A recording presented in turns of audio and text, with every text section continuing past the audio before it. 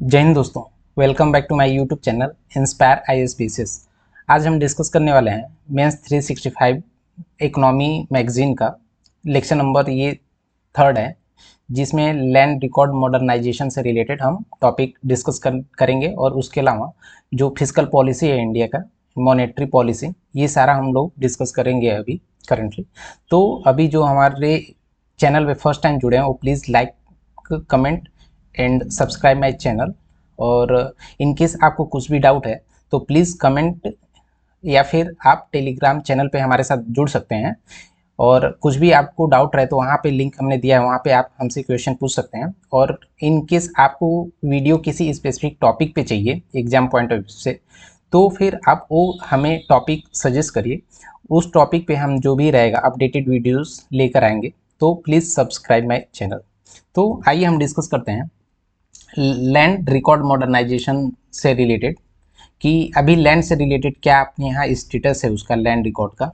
तो अभी देखेंगे कि 95% विलेजेस में मैप से रिलेटेड जो प्रॉपर्टी का मैप है वो कंप्यूटराइज हो गया है अंडर रिकॉर्ड ऑफ राइट के थ्रू, जिसमें से 70% जो लैंड के मैप हैं वो डिजिटाइज हो गए हैं, ऑलरेडी डिजिटाइज्ड हैं। तो दूसरा पॉइंट है कि लैंड जो ज़मीन से रिलेटेड जितने भी रिकॉर्ड्स हैं उनको मॉडर्नाइजेशन की ज़रूरत क्या है, मीन्स उनको मॉडर्नाइजेशन और डिजिटाइजेशन की ज़रूरत क्या है। तो पहला अपना इसमें टॉपिक, पहला पॉइंट है कि कॉन्क्लूसिव टाइटल्स मीन्स क्या होता है कि लैंड पे करंटली यूज कोई और कर रहा है, बट उसका ऑनर जो है ये कोई और है। तो इस केस में क्या होता है, सपोज बी इसको यूज कर रहा है बट ऑनर सी है, तो इसी को हम बोलते हैं कंक्लूसिव टाइटल। तो एक तो इसके थ्रू जो भी मॉडर्नाइजेशन है, इसके थ्रू हम जो लीगल राइट है वो करेंटली जो भी वहाँ पे रह रहे हैं उनको हम दे सकते हैं। दूसरा है कि इसमें ट्रांसपेरेंसी की ज़रूरत है, क्योंकि जो भी है ट्रांसपेरेंसी और इसका मेंटेनेंस सिस्टम से रिलेटेड जो भी है, क्योंकि आप देखेंगे ज़मीन से रिलेटेड बहुत सारे डिस्प्यूट्स होते हैं और ये कोर्ट में जाते हैं, तो कोर्ट में ये अननेसेसरी कोर्ट का बर्डन बन जाता है। तो इसको हम ग्राउंड लेवल पे इसको पहले ही रिजॉल्व कर सकते हैं। तो एक ये दूसरा पॉइंट था। तीसरा पॉइंट है कि इसमें हमें जो भी लैंड से रिलेटेड डेटा है, देखेंगे कि आप अलग अलग, सपोज यूपी में उसका स्टैंडर्ड कुछ और है, बिहार में डेटा मेंटेनेंस का जो स्टैंडर्ड है कुछ और है, इनके साउथ का कोई स्टेट है कर्नाटका है, वहाँ पे कुछ और है, तमिल में कुछ और है। तो क्या है कि यहाँ पे जो भी रिकॉर्ड्स हैं लैंड से रिलेटेड, जितने भी रिकॉर्ड्स हैं, इनको एक स्टैंडर्ड प्रोवाइड करने की ज़रूरत है। फिर इसके अलावा हमारे पास है कि क्या होता है, जब जो भी डेटा है लैंड से रिलेटेड डेटा अपने रेस्पेक्टिव तहसील या फिर डिस्ट्रिक्ट ऑफिसर में उसका ऐसे फिजिकल डेटा होता है, तो फिर उसमें टाइम प्रोसेसिंग में, सपोज उसको लीज पे देना है या फिर किसी प्राइवेट इन्वेस्टमेंट वहाँ पे करना है, तो फिर क्या होता है, या बाई करना है, सेल करना है, तो इसमें क्या होता है ऑफलाइन के केस में प्रोसेस और टाइम दोनों बढ़ जाता है। क्योंकि ऑफलाइन के केस में सारे डॉक्यूमेंट कलेक्ट करने में टाइम जाता है। तो एक तो ये है कि सपोज यहाँ पे जब भी हमारा लैंड से रिलेटेड डेटा है वो मॉडर्नाइजेशन हो जाएगा उसका, तो फिर ईजिली हम इसको एक्सेस कर पाएंगे, जिससे उसका प्रोसेसिंग में टाइम हमारा बचेगा। और इसके अलावा जब कंक्लूसिव टाइटल हो जाएगा, मीन्स जो भी राइट उसका ऑनर है उसके पास ज़मीन के ऑनरशिप आ जाएगी, तो क्या होगा, इससे क्रेडिट का उनको फैसिलिटी मिलेगा। मीन्स स्पेशली जो बैंक्स हो गए या फिर लोन से रिलेटेड जो भी इंस्टीट्यूशंस हैं, वो उनको उस लैंड के बेस पे उनको क्रेडिट दे सकते हैं। और उस क्रेडिट का के हेल्प से जो भी उसका लैंड ऑनर है वो कोई बिजनेस सेटअप कर सकता है, एजुकेशन में कहीं पे लोन लेके इन्वेस्ट कर सकता है, या फिर अपने कोई भी किसी भी सेक्टर में वो इन्वेस्ट करके अपना अर्निंग ग्रो कर सकता है। तो ये सारे नीड हैं, हमारे ज़रूरत है लैंड रिकॉर्ड को मॉडर्नाइजेशन के लिए। और इसको प्रमोट करने के लिए सरकार का कुछ इनिशिएटिव है, जैसे स्वामित्व का देखेंगे फुल फॉर्म है सर्वे ऑफ विलेजेस आबादी and mapping with improvised technology and in village area. तो इससे क्या होगा कि बहुत सारा देखेंगे जो ह्यूमन सेटलमेंट्स होते हैं जहाँ पे पहले लोग स्पेशली जो रिवर्स होते हैं या फिर जहाँ पे सारे सर्विसेज होते थे वहाँ पे लोग आके रहने लगे थे। बट अभी तक देखेंगे कहीं कहीं बहुत सारे विलेजेस ऐसे हैं जहाँ पे वहाँ पे लैंड से रिलेटेड उनको ऑनरशिप नहीं दिया गया है। तो इसका एक सर्वे करा के उनको प्रॉपर ऑनरशिप देना एंड उस लैंड का मैपिंग करना, इसी को स्वामित्व स्कीम में कवर किया गया है। एंड दूसरा है कि भूनक्शा। भूनक्शा में क्या है कि जो कैडेस्ट्रल मैपिंग है, मीन्स ज़मीन से रिलेटेड जो भी मैपिंग है, इसको भूनक्शा के थ्रू डिजिटाइज करके किसी सर्वर पे, जो भी गवर्नमेंट है उसके सर्वर पे इसका डेटा स्टोर कर दिया जाता है, जिससे क्या होता है कि ईजिली डेटा एक्सेस हो जाता है। बट इन सब चीज़ों से रिलेटेड कुछ कॉन्स्टेंट्स हैं जो लैंड रिकॉर्ड को मॉडर्नाइजेशन करने में इशू क्रिएट करते हैं, जिसमें से एक पहला है कि आप देखेंगे सपोज़ कोई डेटा है 1950 का डेटा है प्रॉपर्टी से रिलेटेड, तो 1950 में देखेंगे वहाँ पे जो लैंग्वेज है वो ईजिली रीडेबल नहीं होता है, मीन्स कोई भी आसानी से उसको नहीं पढ़ सकता, ऐसे फॉर्मेट में होता है। तो क्या होता है, जो वैसा डेटा रहता है एज इट इज़ उसको सर्वर पे मेंटेन कर दिया गया है पुराने डॉक्यूमेंट से। तो इसकी वजह से वहाँ पे जो पहले डेटा जो इजीली रीडेबल नहीं थे उसको एज इट इज़ वहाँ पे स्टोर किया गया। तो ये इसके तो इशू हैं।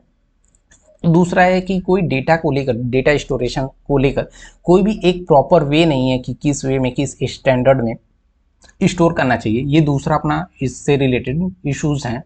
और इसके अलावा देखेंगे कि जो भी लैंड से रिलेटेड अलग अलग एजेंसीज हैं, जैसे रिवेन्यू, उसका रिवेन्यू से रिलेटेड कुछ और एजेंसी है, लैंड सर्वे से रिलेटेड कुछ और एजेंसी है, उसका रजिस्ट्रेशन कैंसिलेशन से रिलेटेड कुछ और एजेंसी है। तो इन तीनों का एक साथ एक प्लेटफॉर्म पे लाने में काफ़ी इशू होता है, तो इनके बीच सिंक नहीं होता है कि मीन्स कौन सा एजेंसी किस लिए काम कर रही है। तो इससे काफ़ी गवर्नमेंट को इश्यूज आते हैं और जो उसके लैंड से रिलेटेड राइट्स होते हैं उसको भी काफ़ी इश्यूज आते हैं। और उसके साथ साथ आप देखेंगे कि सपोज सारे डेटा ऑनलाइन हो गए, किसी सर्वर पे स्टोर हो गए, तो वहाँ पे डेटा लीक्स के भी इशू रहते हैं। और इनकेस डेटा लीक्स हुआ या फिर साइबर अटैक के थ्रू उसमें उसमें माल फंक्शन हो गया, तो माल फंक्शन से क्या होगा कि जो भी उसके ग्राउंड लेवल पे ऑनर रहेंगे उनको एक डिससेटिस्फैक्शन होगा, मीन्स उनको ट्रस्ट बिल्ड नहीं हो पाएगा इस डिजिटल सिस्टम पे। तो ये सारे अपने इश्यूज हैं लैंड मॉडर्नाइजेशन से रिलेटेड। तो इसका क्या क्या वे फॉरवर्ड हो जाना चाहिए, इसका क्या क्या सोल्यूशन निकलना चाहिए। तो जितने भी सपोज जितना गवर्नमेंट डिजिटल रिकॉर्ड्स के लिए प्रमोट कर रही है, तो उसके लिए क्या है कि जो गवर्नमेंट के एम्प्लॉयज़ हैं उनको प्रॉपरली ट्रेन करना चाहिए, उनको प्रॉपरली ट्रेन करना चाहिए, स्किल का डेवलपमेंट करना चाहिए। और जो साइबर सिक्योरिटी या फिर डेटा लीक से रिलेटेड उनका सिक्योरिटी है, तो इसकी सिक्योरिटी मैनेजमेंट सिस्टम पे स्पेशल फोकस करना चाहिए। और टाइम टू टाइम एक सर्वे करना चाहिए, लैंड से रिलेटेड मैपिंग करनी चाहिए। और इसके साथ साथ गवर्नमेंट को अपना जो एम्प्लॉय का एफिशिएंसी है, इनको काफ़ी कैपेसिटी बिल्ड करना चाहिए कि हर तरह के जो भी इश्यूज आते हैं इनको इजीली टैकल कर सकें। और जो भी डेटा है स्टोर करते हैं, सपोज सर्वर पे स्टोर करते हैं या फिर कोई लैंड से रिलेटेड कोई भी रजिस्ट्रेशन करते हैं, तो उससे रिलेटेड सारा डेटा यूनिफॉर्म होना चाहिए। मीन्स किसी स्टेट में किसी एक स्टेट में जो डेटा है वही डेटा, सेम डेटा और सेम वे में, सेम फॉर्मेट में बी स्टेट में भी होनी चाहिए। तो इससे क्या होगा कि इजीली एक्सेस होगा और इससे ट्रांसपेरेंसी बढ़ेगी। अभी देख लेते हैं कि फिजिकल पॉलिसी से रिलेटेड। तो मेनली क्या होता है कि फिजिकल क्या होता है कि देखेंगे कि एक मॉनेटरी पॉलिसी होता है, एक फिजिकल पॉलिसी होता है। तो फिजिकल पॉलिसी होता है जिसमें एक्सपेंडिचर और रेवेन्यू से रिलेटेड खर्चे मॉनिटर किए जाते हैं, उसी को फिजिकल पॉलिसी बोलते हैं। तो करंट में देखेंगे कि गवर्नमेंट का जो फाइनेंशियल स्टेटस है क्या है। तो अभी जो अपना फाइनेंशियल ईयर 23-24 गया है, उसमें गवर्नमेंट का फिजिकल डेफिसिट जो था 5.6% था। तो फिजिकल डेफिसिट बेसिकली क्या होता है कि सरकार का जितना भी, सरकार का कुछ रिवेन्यूज़ होता है, कुछ खर्चे होते हैं। जब भी सरकार का खर्च ज़्यादा हो जाता है और रिवेन्यू कम हो जाता है, तो दोनों के बीच में जो डिफरेंसेस होते हैं उसी को हम फिजिकल डेफिसिट बोलते हैं सरकार का। तो सपोज सरकार के पास अर्निंग 100 रुपये है एंड उसका जो एक्सपेंडिचर है वो 130 रुपये है। तो फिर क्या हुआ, यहाँ पे नेट 30 रुपये जो हुआ माइनस में, इसी को हम लोग बोलते हैं फिजिकल डेफिसिट। तो करंटली देखेंगे कि जो भी इंडिया का जीडीपी है उसका 5.6% था 2023-24 में, और इसमें सरकार का जो भी कंट्री अपना इंडिया प्यारा भारत, उसका 81.6% जीडीपी का 81.6% जीडीपी का उसका डेट है। डेट मीन्स उसका जो होता है ऋण, ऋण जैसे लोन हो गया या फिर वहाँ पे किसी का कर्ज हो गया, उसका जीडीपी का। और जो भी स्टेट्स हैं, स्टेट का ही सिर्फ उसमें कंट्रीब्यूशन 27.5% कंट्रीब्यूशन सिर्फ स्टेट्स का है। तो इसको इम्प्रूव करने के लिए सरकार ने कुछ प्रायोरिटीज़ रखी थी। बजट जो 23-24 का बजट आया था, इसमें एक सरकार ने सप्तऋषि करके एक प्लान लाया था, जिसमें 7 जो सेक्टर्स थे, स्पेशली 7 सेक्टर्स थे, 7 सेक्टर्स थे, इनको मॉनिटर करने के लिए और इसमें क्या क्या इम्प्रूव किया जा सकता है, इसको लेकर कुछ स्टडी उनका था, फोकस एरियाज थे, जैसे फाइनेंशियल सेक्टर हो गया और inclusive development. Inclusive development means सारे क्लास के लोगों को, like male, female, young, old, सारे लोगों को एक साथ लाकर और सारे लोगों के साथ काम करने को इंक्लूसिव डेवलपमेंट बोलते हैं। और सारे जो एक कंट्री के दूर दराज कोने में बैठा उसके पास भी गवर्नमेंट के सर्विसेज पहुंचनी चाहिए, इसी को लास्ट माइल सिस्टम भी बोलते हैं।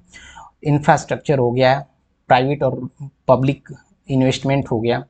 फिर जो इंडिया का पोटेंशियल, कहा जाता है कि इंडिया का पोटेंशियल बहुत ज़्यादा है, बट करेंटली इंडिया उस पोटेंशियल को प्रॉपरली यूज़ नहीं कर पा रहा है।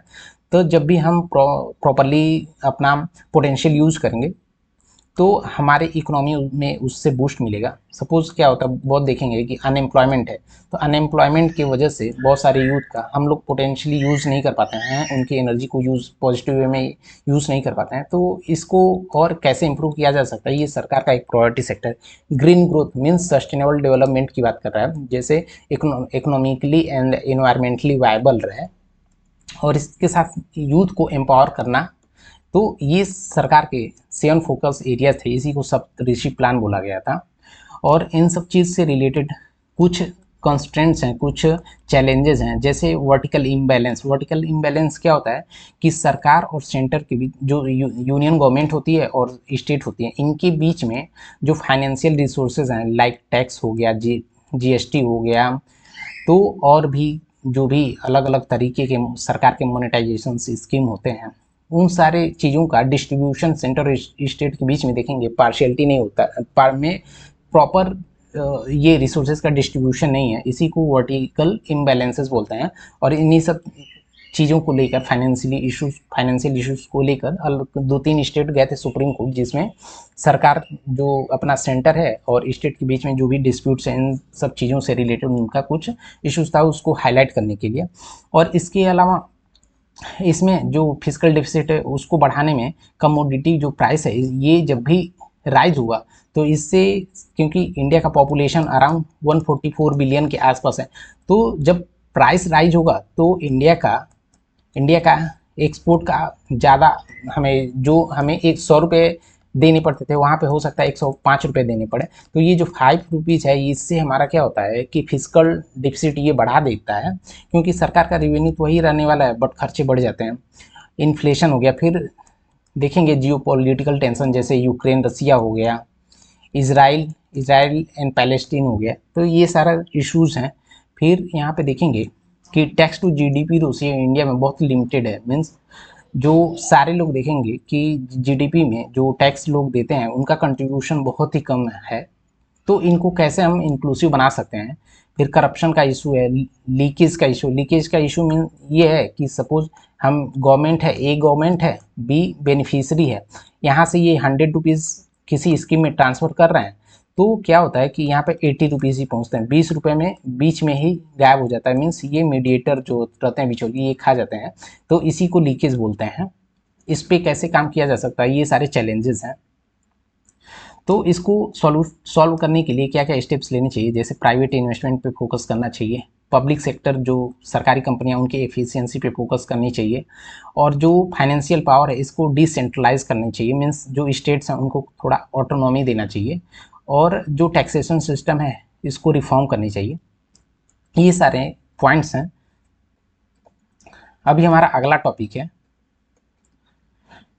फिजिकल डेफिसिट को थोड़ा सा हम डीप में समझते हैं कि क्या है, तब तक आप हमारे चैनल को सब्सक्राइब करिए और इनकेस आपको कुछ भी डाउट हो तो आप कमेंट करिए, वहाँ पे हम उसको आंसर करेंगे। फिजिकल डेफिसिट मैंने बताया कि जो भी सरकार के एक्सपेंडिचर होते हैं और जो भी उसके रिवेन्यूज़ के इनकम्स होते हैं उनके बीच का डिफरेंसेस को भी फिजिकल डेफिसिट बोलते हैं। मीन्स जो खर्चे माइनस उनका जो भी इनकम है उसी को हम लोग फिजिकल डेफिसिट बोलते हैं। और देखेंगे प्राइमरी डेफिसिट क्या होता है कि सरकार के पास जो भी सरकार का इनकम आता है उसका अराउंड 20% सिर्फ उसको इंटरेस्ट पे करने में ही चला जाता है। तो इसी 20% को जब लेस कर दिया जाता है तो इसी को प्राइमरी डेफिसिट बोलते हैं। Primary deficit is equal to physical deficit minus interest payment. तो इसका स्टेटस क्या था, 2021 वाला जो फाइनेंशियल ईयर था वहाँ पे जो जीडीपी का 9.2% फिजिकल डेफिसिट था। मीन्स हम अपने आमदनी से 9.2% ज़्यादा खर्च कर रहे थे और ये थोड़ा सा कंट्रोल होके घटकर 2023-24 फाइनेंशियल ईयर में 5.6% हो गया ये जीडीपी का। और इसको जो गवर्नमेंट है टारगेट कर रही है कि अपनी जीडीपी का 4.5% करने के लिए by the end of financial year 2025-26। अभी देखेंगे कि ऐसे क्या क्या कंडीशंस थे जो अराउंड 9.1 से घटकर सरकार का फिजिकल डेफिसिट 5.6 के अराउंड हो गया। तो पहला पॉइंट है कि कैपिटल एक्सपेंडिचर। कैपिटल एक्सपेंडिचर पे सरकार ने, कैपिटल एक्सपेंडिचर वो होता है जिससे हमारा एसेट क्रिएट होता है। मीन्स वो रिकरिंग पेमेंट नहीं होता है। मीन्स बार बार उस चीज़ के लिए हमें पैसे नहीं देने रहते हैं, वन टाइम इन्वेस्टमेंट करते हैं हम और उससे सरकार को थोड़ा थोड़ा एक अर्निंग का सोर्स जनरेट हो जाता है। इसी को हम कैपिटल एक्सपेंडिचर बोलते हैं। और इसके अलावा है कि बायोन्सी। बायोन्सी क्या होता है कि बिना टैक्स रेट, एक जैसे सपोज क्या होता है, जब भी हम टैक्स बढ़ाएंगे तो हमारा रिवेन्यू जो है, रिवेन्यू हमारा बढ़ जाएगा। बट हम टैक्स रेट को, दूसरा सिनेरियो, टैक्स रेट को हम बढ़ाते ही नहीं, जो पहले था वही ही रहे, बट फिर भी हमारा रिवेन्यू बढ़ता है। तो इसी को, जो भी रिवेन्यू बढ़ने का जो ये होता है प्रोसेस, इसी को हम लोग बायोन्सी बोलते हैं। Without increasing taxes, increase in income. क्योंकि जीएसटी आ जाने से देखेंगे कि डे बाय डे जीएसटी का, गवर्नमेंट का जीएसटी कलेक्शन बढ़ रहा है। फिर इसके बाद डायरेक्ट टैक्सेस जो था वो भी काफ़ी बढ़ गया है। फिर जीएसटी में 22% का इंक्रीमेंट हुआ है जीएसटी कलेक्शन में। फिर इस सरकार का जो फूड से रिलेटेड और फर्टिलाइजर से रिलेटेड जो बिल था ये भी कम हो गया है। और पब्लिक सेक्टर जो कंपनी थी, जैसे सरकारी कंपनीज हो गई, एनटीपीसी हो गया, बीपीसीएल, ये जो भी सरकारी कंपनी है, इन्होंने सरकार को काफ़ी मुनाफा कमा कर दिया है। तो एक ये भी रीज़न है कि सरकार का फिजिकल डेफिसिट कम हुआ है। और इसके साथ साथ आप देखेंगे आरबीआई ने बल्क अमाउंट में सरकार को पैसे दिए हैं। तो ये आरबीआई का जो डिविडेंड है, इससे भी सरकार का फिजिकल डेफिसिट कम हुआ है। अभी हमारा अगला टॉपिक है जीएसटी। और ये GST UPSC mains exam point of view से काफ़ी इंपॉर्टेंट है। और इसके साथ साथ जो भी पीसीएस लेवल के एग्जामिनेशन होते हैं उसमें मेंस के लिए काफ़ी इंपॉर्टेंट क्वेश्चन है। क्योंकि देखेंगे आप जब भी पीवाईक्यू देखेंगे, इसमें यूजुअली जीएस पेपर थ्री में क्वेश्चन आ ही जाते हैं 10 नंबर या 15 नंबर के। तो आपको इस पर एक शॉर्ट नोट कवर करके रखनी है, रेडी टू आंसर टाइप के कुछ शॉर्ट नोट्स होनी चाहिए जिससे आप एनी टाइम इसको रख सकें। जब तक हम डिस्कस करते हैं प्लीज़ सब्सक्राइब माई चैनल। तो जीएसटी क्या है, इसका बेसिकली एक यूनिफाइड टैक्स सिस्टम है जो मल्टीपल इनडायरेक्ट टैक्सेस थे इसको रिप्लेस किया है। इसमें 3 टाइप के टैक्सेस हैं। एक सीजीएसटी है जिसको सेंट्रल जीएसटी बोलते हैं, और दूसरा है स्टेट जीएसटी जो स्टेट लेवल पे होता है, और तीसरा होता है इंटीग्रेटेड जीएसटी आईजीएसटी, जो सपोज एक स्टेट है ए और दूसरा स्टेट है बी। तो जब यहाँ से कोई भी गुड्स एंड सर्विसेज का मूवमेंट होता है तो जो ये टैक्स जनरेट करता है उसको इंटीग्रेटेड जीएसटी में रखते हैं। इसमें करेंटली हमारे पास 4 स्लैब है, 5% का है, 12% है, सेकेंड, थर्ड इज 18% और फोर्थ है 28%। तो 4 तरह के हमारे पास जीएसटी में स्लैब्स हैं। और इसमें देखेंगे कि कुछ जो कमोडिटीज़ हैं जो लाइक खाने पीने वाले सामान होते हैं उनको जीएसटी के बाहर रखा है। और इसका कॉन्स्टिट्यूशनल प्रोविज़न देखें, संवैधानिक प्रोविज़न देखें तो ये आर्टिकल 279 के ए में इसका जीएसटी के बारे में मेंशन है। तो जीएसटी की ज़रूरत क्यों पड़ी थी? तो क्या था, पहले क्या था कि सपोज आप स्टेट ए से आप स्टेट में बी जा रहे हैं तो क्या होता था कि यहाँ पे टैक्सेशन कुछ और था, यहाँ पे टैक्सेशन कुछ और है, तो बिजनेस करने में काफ़ी इशू आ रहा था। ईज ऑफ डूइंग बिजनेस में इंडिया काफ़ी लैग कर रहा था। तो इन सब चीज़ को जो टैक्स सिस्टम थे इसको यहाँ पे ए और बी दोनों जगह यूनिफॉर्म करने की ज़रूरत थी। और इन्हीं नीड को ध्यान में रखते हुए जीएसटी का इम्प्लीमेंटेशन किया गया था कि जिससे इंडिया को एक सिंगल मार्केट के तौर पे यूज किया जा सके। मीन्स ए आप स्टेट ए में रहो चाहे स्टेट बी में रहो, आपको कोई भी इम्पैक्ट नहीं होने वाला। यहाँ बिजनेस करो चाहे यहाँ पे बिजनेस करो, तो इससे क्या होगा, स्टेट्स में पार्शियलिटी नहीं होगा। और पहले क्या था, देखेंगे कि आप कम से कम 10 से ज़्यादा भी इनडायरेक्ट टैक्सेस थे। तो ये काफ़ी टैक्सेशन का एक काफ़ी कॉम्प्लेक्स तरीका था। तो इसको यूनिफॉर्म किया गया है और इसमें अलग अलग टैक्स को एक साथ लाकर इसमें टैक्स से रिलेटेड कास्केडिंग किया गया है। उसके अलावा जब भी जीएसटी आया है तो हमने बताया कि बिजनेस करने में इशू आ रहा था, तो जीएसटी आ जाने की वजह से ईज ऑफ डूइंग बिजनेस में देखेंगे इंडिया ने काफ़ी अच्छा इम्प्रूवमेंट किया था। और जीएसटी आ जाने से इसके सरकार का रिवेन्यू भी काफ़ी बढ़ गया है। आप जब भी देखेंगे कि डे बाय डे जीएसटी का कलेक्शन बढ़ता जा रहा है। तो अभी देख लेते हैं कि जीएसटी से रिलेटेड चैलेंजेस क्या है। एक तो टैक्स इवेजन का है, मीन्स टैक्स टाइम पे लोग भरते नहीं हैं और उसमें फ्रॉड क्लेम लोग लगा देते हैं। तो ये काफ़ी एक बड़ा इशू है। फेक जीएसटी आईडी दिखा के आप टैक्स का क्लेम कर लेते हैं, एक तो ये सबसे बड़ा इशू है। फिर टैक्स पेयर बहुत सारी जगह क्या होता है कि जो टैक्स पेयर्स का पैसा प्रॉपरली यूज़ नहीं किया जा सकता था, क्योंकि आप देखेंगे कि कोई बिजनेसमैन है ये जीएसटी गवर्नमेंट यहाँ कस्टमर से तो ले रहा है बट उस सरकार को नहीं भर रहा था, तो सरकार को इससे रिवेन्यू लॉस हो रहा था, तो इसका इरोजन था एक। फिर सपोज ये जब से जीएसटी आया है उसके बाद से देखेंगे कि ये सारा जीएसटी पोर्टल हो गया, ई वे बिलिंग सिस्टम हो गया, तो इसमें एक टेक्निकल इशू भी आ सकता है, ये भी इशू हो गया। और इससे रिलेटेड सपोज कोई कॉजी जुडिशियल बॉडी है तो उसका जो भी डिसीजन आता है तो उसके ऊपर कोई अपीलेट ट्रिब्यूनल नहीं है जिसमें जाके हम उससे रिलेटेड क्लेम कर सकें। तो ये सारा जीएसटी से रिलेटेड प्रोज एंड कॉन्स था। इसका शॉर्ट नोट बना के आप रेडी टू आंसर टाइप का एक मटेरियल रेडी रखिए, जिससे आपको मेंस के एग्जाम में काफ़ी हेल्प मिलेगा। हमारा अगला टॉपिक है इनहेरिटेंस टैक्स।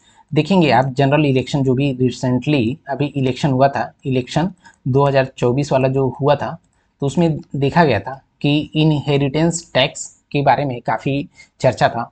तो ये यूपीएससी पॉइंट ऑफ व्यू से काफ़ी इंपॉर्टेंट है, क्योंकि ये यूजुअली जो भी मीटिंग्स होते थे उसमें इनहेरिटेंस टैक्स के बारे में बोला गया था। तो हम देख लेते हैं कि इनहेरिटेंस जो टैक्स है ये क्या है, और इसमें यूएस में ये करेंटली इकोनॉमिक इनइक्वालिटी को कम करने के लिए इस पर डिबेट चल रही थी कि क्या होता है कि सपोज किसी के ग्रैंडफादर हैं, तो ग्रैंडफादर की डेथ हो जाने के बाद उनकी जो भी प्रॉपर्टी रहती है वो सारा प्रॉपर्टी उनके बच्चों को ट्रांसफ़र, जो भी चिल्ड्रन होते हैं या फिर उनके सन होते हैं, इनको ट्रांसफ़र हो जाती थी। तो क्या होता था कि इसमें सपोज ये जो भी पर्सन ये हैं, ये बहुत ज़्यादा पैसा कमा रहे हैं, तो ये अधिक से अधिक जो भी हैं वेल्थ का क्रिएशन करेंगे, प्रॉपर्टी का क्रिएशन करेंगे। तो एक टाइम आने पे देखेंगे कि हमारे सोसाइटी में इनइक्वालिटी इतनी ज़्यादा बढ़ जाएगी, जो अमीर था वो काफ़ी अमीर हो गया और जो गरीब था वो इतना गरीब है कि उसको सर्वाइव करना डिफ़िकल्ट हो गया है। क्योंकि ऑलरेडी जब इनके पास पैसा था तो इन्होंने वेल्थ का क्रिएशन तो कर लिया, वेल्थ का क्रिएशन हो गया या प्रॉपर्टी का क्रिएशन कर लिए, बट अभी ये जो पुअर है इसके लिए तो काफ़ी लैंड काफ़ी महंगा है, प्रॉपर्टी या वेल्थ काफ़ी महंगा है, तो इसको क्रिएशन करने में इशू आ रहा है। तो ये सोशल इकोनॉमिक लेवल पे इसका काफ़ी इम्पैक्ट पड़ रहा था। तो इससे रिलेटेड यूएस ने लाया था और इंडिया में भी इसका डिस्कशन चल रहा था। तो क्या है ये, हमने इसको बता दिया कि जो इनहेरिट किया जाता था फादर से सन में अपना प्रॉपर्टी या फिर वेल्थ, उसी को हम लोग ये इनहेरिटेंस वेल्थ बोलते थे, और इस पे एक टैक्स लगाने की बात चल रही थी, उसी को इनहेरिटेंस टैक्स बोला गया। और ये जो करेंटली अभी प्रॉपर्टी से रिलेटेड या इस्टेट से रिलेटेड टैक्स है वो डिफरेंट है, और ये इनहेरिटेंस टैक्स वो डिफरेंट है। स्पेशली ये उन पे लागू होगा जो पर्सन का डेथ हो जाता है, उसके बाद जब भी ये सक्सेशन से रिलेटेड ये आ जाता है, स्कोप आ जाता है कि ट्रांसफ़र होने का एक जनरेशन से दूसरे जनरेशन पे, वहाँ पे ये अप्लीकेबल है। और करेंटली आप देखेंगे तो बहुत सारे कंट्रीज़ हैं वहाँ पे ये ऑलरेडी इनहेरिटेंस चला आ रहा है। जैसे जापान में देखेंगे 50% ये टैक्स है, इनहेरिटेंस टैक्स है। मीन्स सपोज 100 करोड़ का किसी बिजनेसमैन के पास प्रॉपर्टी या वेल्थ है, तो इनका जब भी डेथ हो जाएगा तो इसमें से 55% ये सरकार को चला जाएगा। मीन्स सिर्फ 45% या 45 करोड़ जो अमाउंट का वेल्थ ही इनके सन्स को या नेक्स्ट जनरेशन में ट्रांसफ़र होगा, बाकी ये सरकार 55% चला जाएगा। तो ये 55% का जो गवर्नमेंट है ये यूज़ करेगी पुअर या फिर मार्जिनल पीपल हैं उनकी अपलिफ्टमेंट, सोशियो जो इकोनॉमिक लेवल है उनको इंक्रीज अपलिफ्टमेंट के लिए यूज करेगी ये पैसे टैक्स का। तो हम देख लेते हैं कि इससे जो इनहेरिटेंस टैक्स है उससे रिलेटेड बेनिफिट क्या है। तो एक तो रिवेन्यू का जनरेशन होगा। सपोज जब भी सरकार अपने पास ये इनहेरिटेंस टैक्स रखेगी तो उसका सरकार का रिवेन्यू बढ़ेगा। उसके अलावा कि वेल्थ का इनइक्वालिटी मैंने बताया वो भी कम होगा, क्योंकि सरकार ने 55% अपने पास सपोज रख लिया तो जो भी 55% है वो इक्वली डिस्ट्रीब्यूट करेगी जो भी गरीब या मार्जिनलाइज सेक्टर हैं, फार्मर्स हैं, उनके लिए। और इसके अलावा क्या होगा कि जो मेरिटोक्रेसी है, मेरिटोक्रेसी मीन्स वो हो गया कि थोड़ा सा लेवल प्लेइंग फील्ड मिलेगा कि सपोज कोई बड़ा बिजनेसमैन है या फिर कोई आईएएस आईपीएस का लड़का है तो वो तो गरीब अमीर घर में पैदा हुआ है तो उसको सारी सर्विसेज मिलेगा, एजुकेशन बढ़िया मिलेगा, तो और जो भी उसको सर्विसेज हैं, हेल्थ ही सारा अच्छा जब मिलेगा तो आगे चल के जॉब भी जब भी करेगा तो अच्छा ही करेगा। बट पुअर के केस में क्या होगा कि पुअर जो है उनको अच्छा, गरीबी की वजह से वो अच्छा एजुकेशन अपने बच्चों को नहीं दे पाएंगे। जब अच्छा एजुकेशन नहीं देंगे तो अच्छे जॉब नहीं मिलेंगे। तो इन दोनों में काफ़ी इनइक्वालिटी आ रही थी।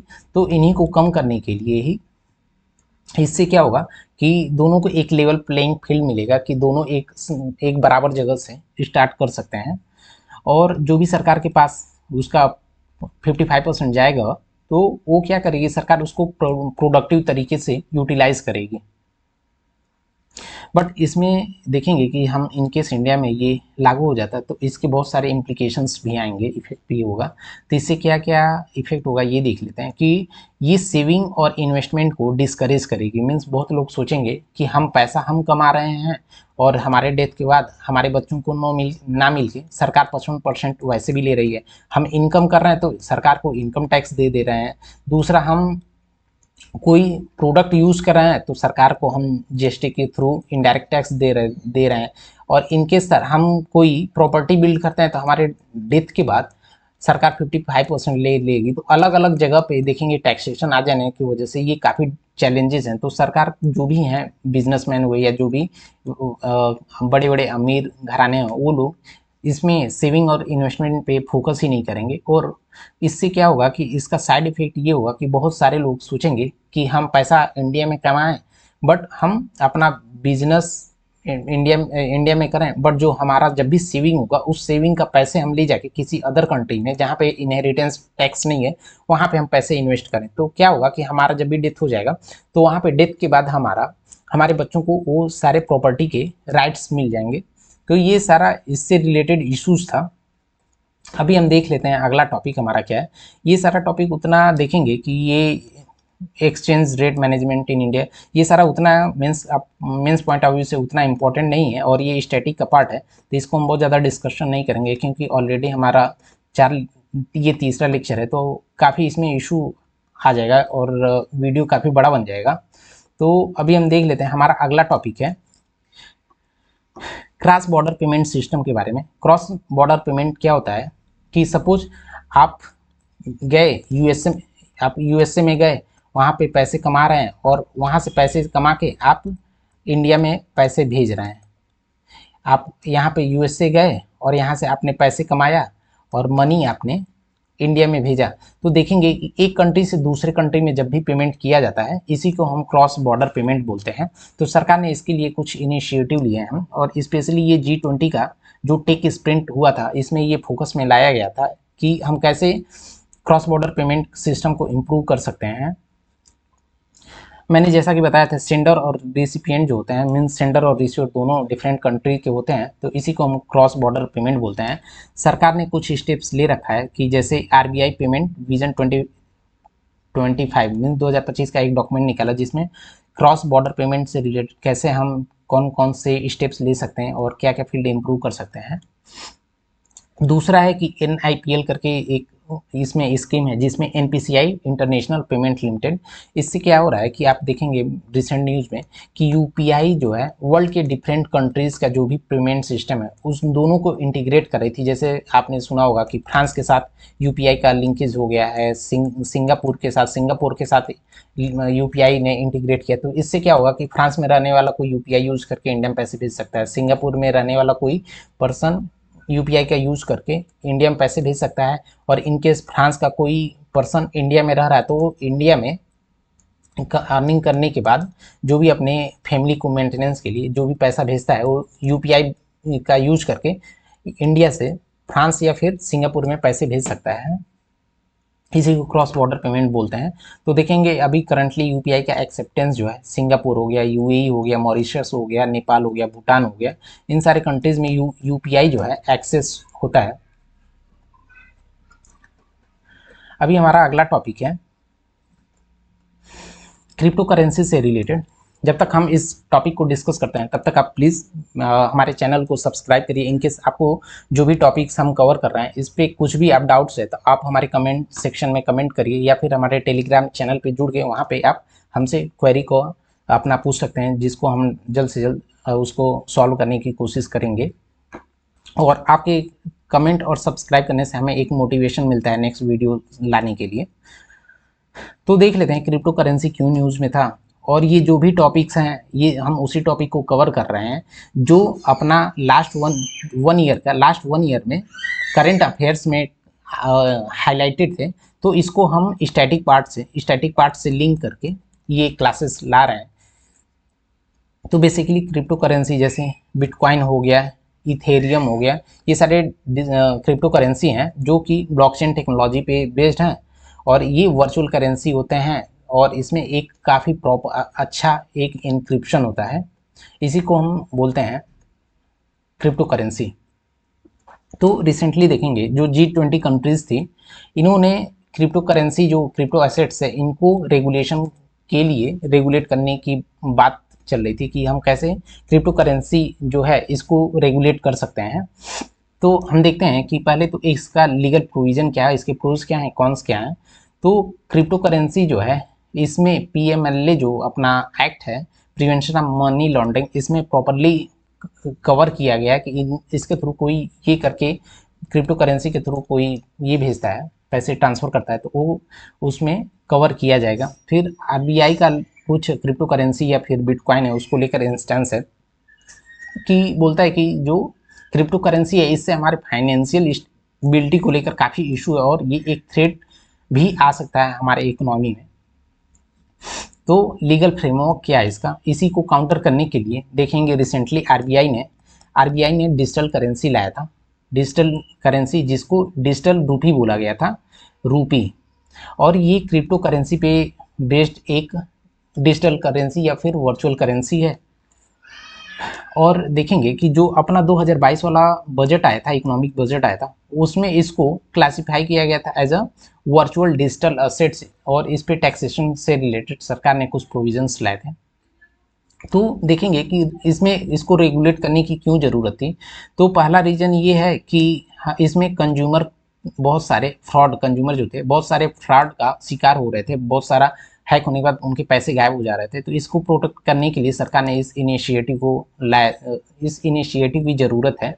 और ये देखेंगे कि मैक्स ऑफ द कंट्री में इसको रेगुलेट नहीं किया गया, तो ये इलीगल जो काम है इसको करने में, इसके थ्रू करने में इसका यूज किया जाता है, तो इसको रेगुलेट करने की ज़रूरत है। और इस प्लेटफॉर्म को यूज करके, क्रिप्टो करेंसी को यूज करके टैक्स को अवॉइडेंस के लिए किया जाता है। क्योंकि आप देखेंगे ये रेगुलेट नहीं होता है तो सरकार के पास इसका प्रॉपर डेटा नहीं रहता है, और इनकेस डेटा रहेगा तो सरकार टैक्सेशन से रिलेटेड उसका टैक्स का एस्टिमेशन भी होगा। तो ये सारे इशू हैं जो मनी लॉन्ड्रिंग जो है उसको भी बढ़ावा देती है। बट क्या है कि जो क्रिप्टो करेंसी है इसको रेगुलेट करने में भी इशू है। पहले तो हम ब्लैंकेट बैन नहीं कर सकते। ब्लैंकेट बैन ये होता है कि कंप्लीटली उस चीज़ को हम बैन कर दिए तो ये क्रिप्टो एसेट्स जो क्रिप्टो असेट्स एक्टिविटीज़ को इलीगल करना ही ब्लैंकेट बैन हो गया, कंप्लीटली बैन को। तो हमें उसके बजाय ब्लैंकेट बैन के बजाय हमको क्या करना चाहिए, उसको रेगुलेट करना चाहिए और इसको प्रॉपर मॉनिटर करनी चाहिए।